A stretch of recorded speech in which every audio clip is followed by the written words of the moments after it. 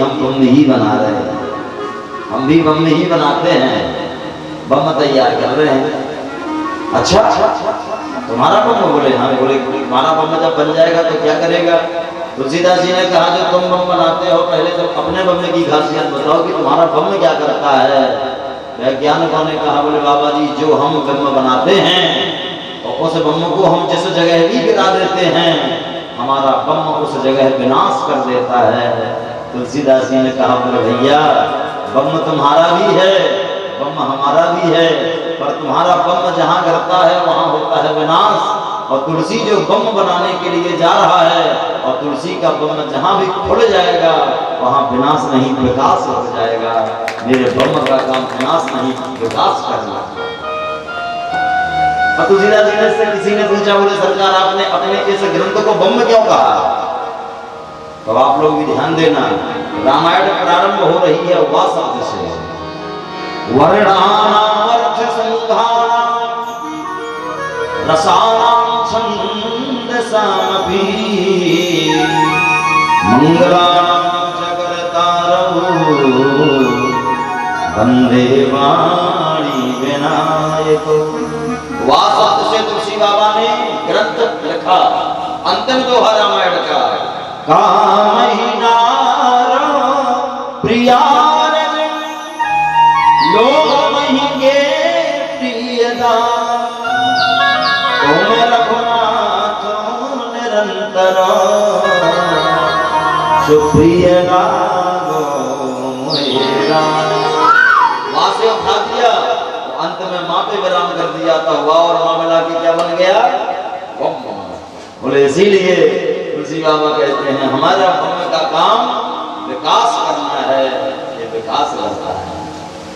तो अपने बुंदेलखंड का पानी ही बड़ा दिव्य है, अद्भुत है। एक बार मैं बिहार में बेगूसराय में कथा बोल रहा था, बेगूसराय आप लोगों ने सुना होगा। तो ऐसे काफी भक्त थे, 10-15 हजार भक्तों की भीड़ थी। तो हमने बुंदेलखंड की तारीफ चालू, अब कोई ना कोई हम टॉपिक बुंदेलखंड का रोज लगा देते थे। एक बार एक सज्जन खड़े हुए बोले महाराज बिहार वाले क्या आपको खाने को नहीं दे रहेगा?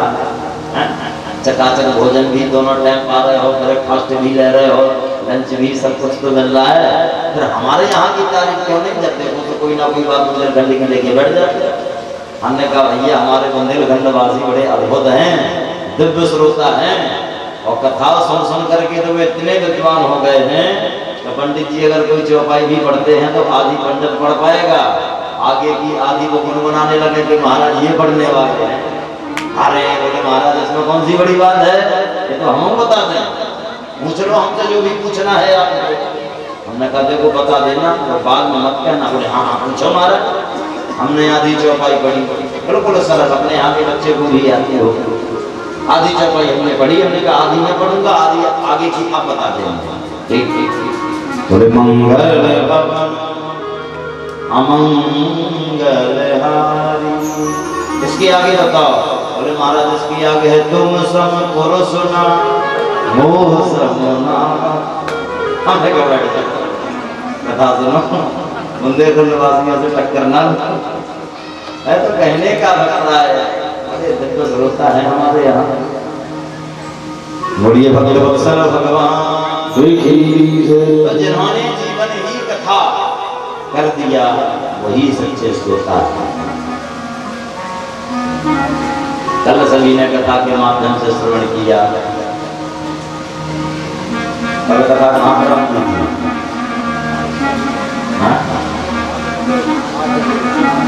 आप महाराज कथा श्रवण कराते हैं धुंधकारी को, जिसको सुन करके उसे परम पद की प्राप्ति होती है। ध्यान से सुन रहे श्रोता है, होना भी चाहिए। बोले हम बोल रहे थे कौन कल कथा कहाँ प्रारंभ की थी? बोले महाराज तक में की थी, वहीं से चालू हो जाओ। पर यहाँ ऐसा नहीं है। बोल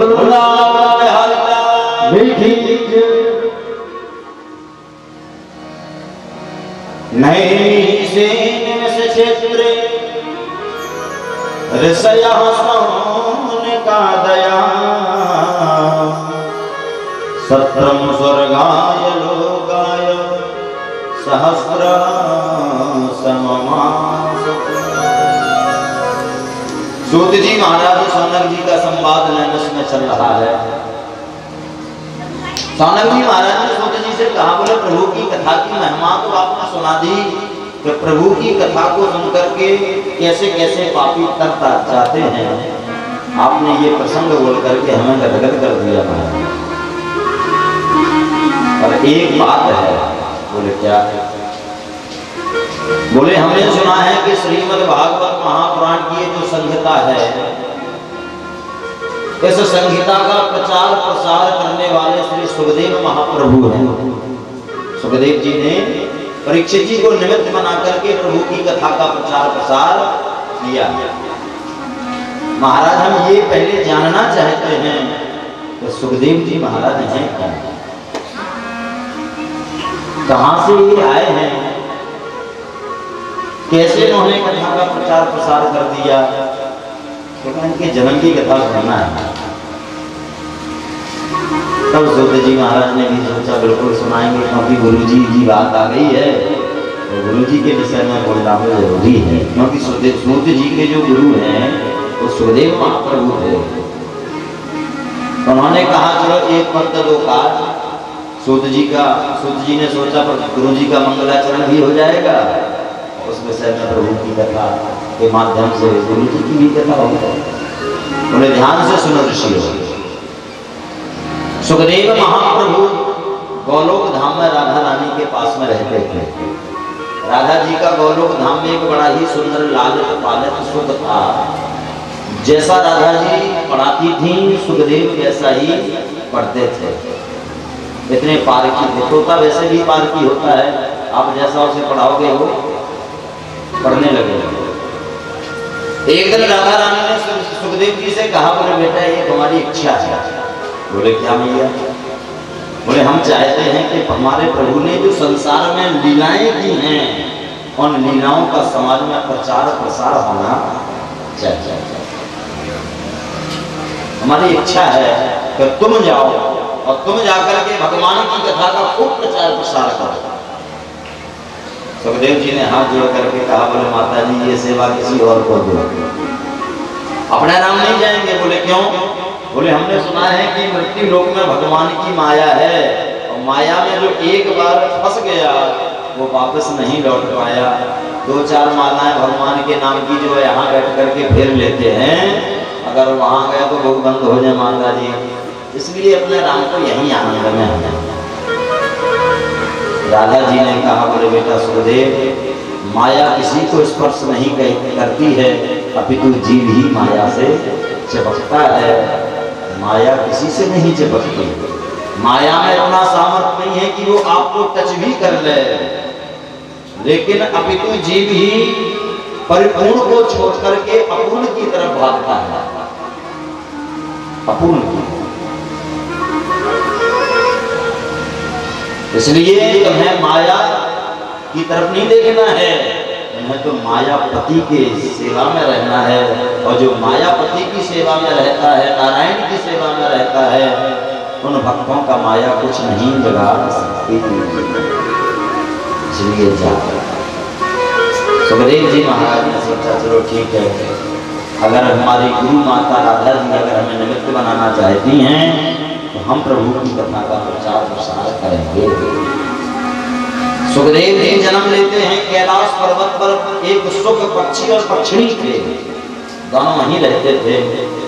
तो सुख पक्षिणी के गर्भ से इन्होंने अंडे के रूप में अवतरित हो जाते हैं, लेकिन अंडे में अभी पूर्ण तरह सुखदेव जी बन भी नहीं पाए थे कि कैलाश में जोर से ठंडी हवाएं चलने लगी तो वो अंडा फूट जाता है, फूट गया।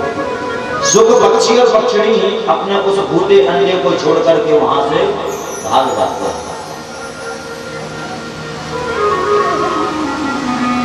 अब देवताओं को चिंता होने लगी। देवताओं ने नारद जी को बुलाया, बोले नारद जी ऐसा कुछ करो जिससे सुखदेव जी महाराज शीघ्र ही धराधाम पर आ जाएं, हैं? कुछ कीजिए। नारद बाबा ने भी सोचा एक पंथ दो काज। सुखदेव जी महाराज जी अवतरित तो हो जावे, और भोले बाबा पार्वती जी में झगड़ा भी नहीं हुआ है, हमारे कारण थोड़ा सा झगड़ा। हाँ, नाम ही है नारद, जहाँ आगे न लगती होगी स्वामी जी पहुंच जाए, घड़ी न लगेगा। नारद, नारद का अर्थ जानते हो? नारद, जिसकी बात कोई रद्द ना कर पावे उसका नाम है नारद। नारम ज्ञानम ददाति इति नारदः। नारद जी महाराज ऐसा सोच करके सीधा कैलाश पर्वत पर पहुंचे हैं। भोलेनाथ के नहीं, केवल माता रानी विराजित थी। जैसे ही माता रानी को देखा, नारद बाबा ने सोचा माता जी अकेली हैं, भोलेनाथ है नहीं, अपना काम करो, जल्दी भागो। पहुंच जाते हैं देवर्षि। माता जी प्रणाम। आओ नारद, बहुत दिनों में आए हो, आना जाना बंद कर दिया है क्या? बोले बिल्कुल ना, कहीं आते हैं ना जाते हैं, एक जगह बैठ करके अब नारद भजन करता है। ऐसा क्यों? ऐसा क्यों? बोले स्वार्थ लाभ करें सब प्रीत। संसार में जितने भी संबंध चल रहे हैं वो मैया सब स्वार्थ। पुत्र को पिता से स्वार्थ, पिता को पुत्र से स्वार्थ, जहां देखो स्वार्थ है। इसलिए अपना राम तो एक जगह बैठ करके भगवान का भजन करते हैं। पार्वती जी ने कहा, बोले नारद बाबा अब संसार की तो हम नहीं कह सकते, लेकिन जहां तक हम अपने घर की बात कहें, हमारे यहाँ कोई स्वार्थ से प्रेम नहीं करता, एकदम निस्वार्थ प्रेम है मेरे यहाँ। निस्वार्थ, बोले निस्वार्थ प्रेम? बोले हाँ। बोले कैसे? बोले एक बात बताओ नारद, तुमने कैलाश में देखा होगा जितने भी यहाँ जीव जंतु रहते हैं सब एक दूसरे के कट्टर विरोधी।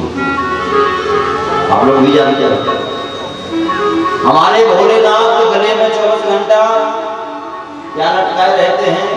भुजंग नाम लटका है कि नहीं? बोले बिल्कुल लटका है। और बोले हमारे छोटे पुत्र गणेश जी हैं, उनका वाहन कौन है? बोले चूहा। बोले जहां सर्प होगा भला वहां चूहा रह सकता है? हाँ, जहां सर्प होगा वहां चूहा रहेगा क्या? वो सौ दूर भागेगा। और देखो चूहे का सर्प विरोधी, और सर्प का विरोधी भी है मोर। हमारे बड़े पुत्र कौन है? फणानन, और फणानन का वाहन कौन है? मोर। एक दूसरे के कट्टर विरोधी है ना? बोले बिल्कुल है, पर बड़े प्रेम से रहते हैं। और देखो हमारा वाहन कौन है नारद जी? बोले सिंह। और बोले भोलेनाथ का वाहन? बोले बैल।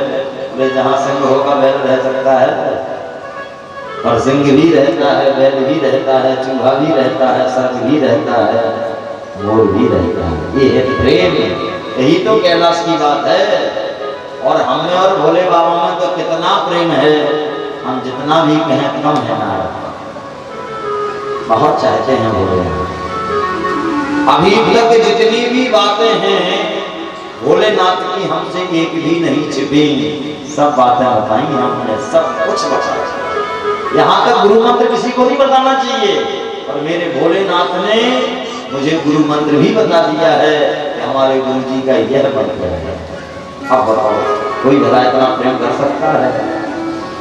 नारद जी सोचने लगे हम तो झगड़ा करा के आए,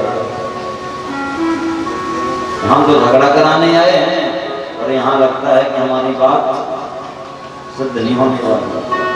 पर सोचने लगे फिर हम नारद नाम ही का, अगर झगड़ा नहीं करा पाया तो नारद ही नहीं, फिर हम ज्ञान के तो भंडार हैं ही।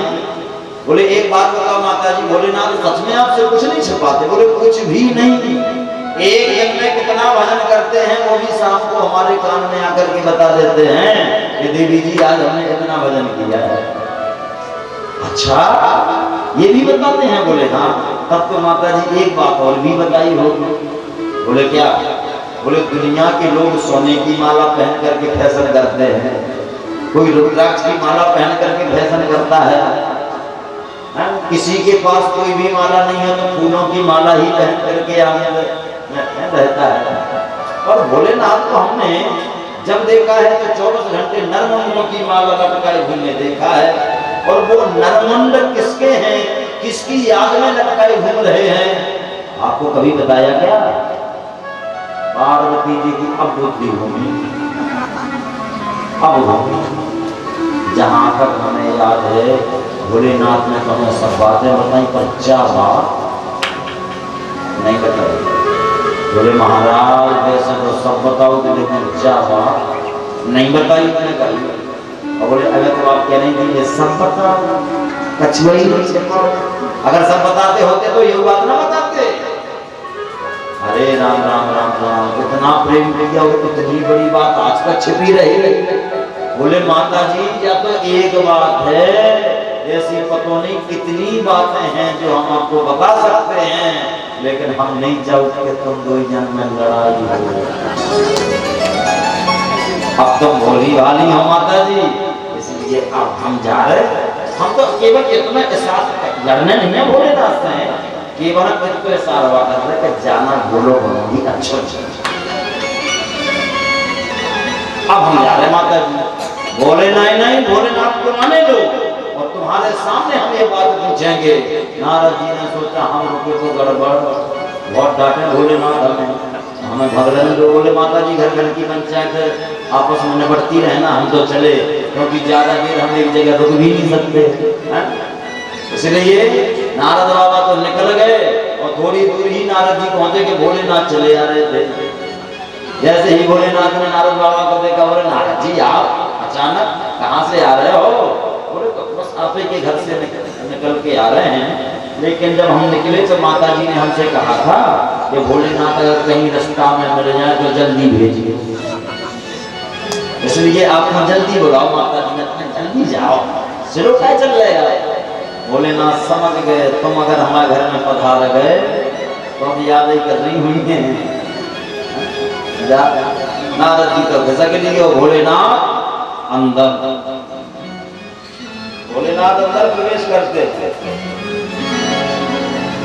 अब भोलेनाथ देख रहे हैं कैलाश में सब दिखाई दे रहे हैं, पर पार्वती जी दिखाई नहीं दे रही।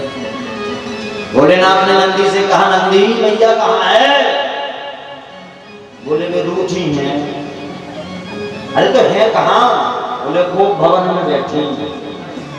पहले जब लोग मकान बनवाते तो एक कमरा मतलब तो अलग सा रूठवे को कमरा, और उस पर लेके जाता था वो भवन। जिस दिन झगड़ा हो गया तो श्रीमती जी